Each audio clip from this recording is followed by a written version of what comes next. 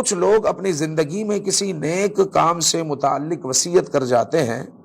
کہ ان کے مرنے کے بعد فلاں نیک کام میں، مسجد میں، مدرسے میں یا یتیم خانے میں ان کا اتنا اتنا مال دے دیا جائے، تو ان کی اس وصیت کو قبول کیا جائے گا یا نہیں۔ تو یاد رکھیں کہ غیر وارث کے لیے وصیت اگر مرنے والے نے کی ہے، وارث کے لیے نہیں، وارث کے لیے وصیت قابل قبول نہیں ہے۔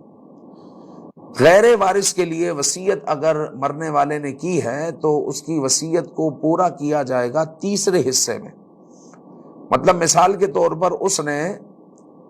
3 لاکھ روپے چھوڑے ہیں اور 1 لاکھ کے اندر اندر اس کی وصیت ہے، تو اس کی وصیت کو پورا کیا جائے گا۔ اور اگر اس نے 3 لاکھ روپے چھوڑے ہیں اور اس نے جو وصیت کی ہے اس کی وصیت ہی 2.5 لاکھ روپے میں مکمل ہوگی، تو اس کی وصیت کو محدود کیا جائے گا 1 لاکھ کے اندر اندر، مطلب تیسرے حصے میں۔ تو تیسرے حصے تک اس کی وصیت کو پورا کیا جائے گا۔ مطلب کسی نے کہا کہ میرے مرنے کے بعد یہ میرے جو 3 لاکھ روپے ہیں یہ پورے کے پورے مدرسے میں دے دینا، مسجد میں دے دینا۔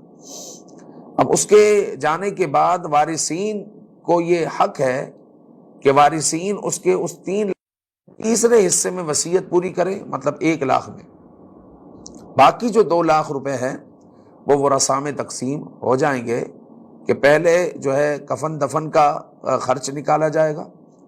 پھر مرحوم کے ذمے اگر کوئی قرض ہے تو اس کو اتارا جائے گا، پھر وصیت کی ہے تو اس وصیت کو پورا کیا جائے گا، پھر جو ہے ورثاء میں جو وصیت پوری کرنے کے بعد تیسرے حصے کے بعد جو مال بچ گیا ہے وہ ورثاء میں تقسیم کیا جائے گا۔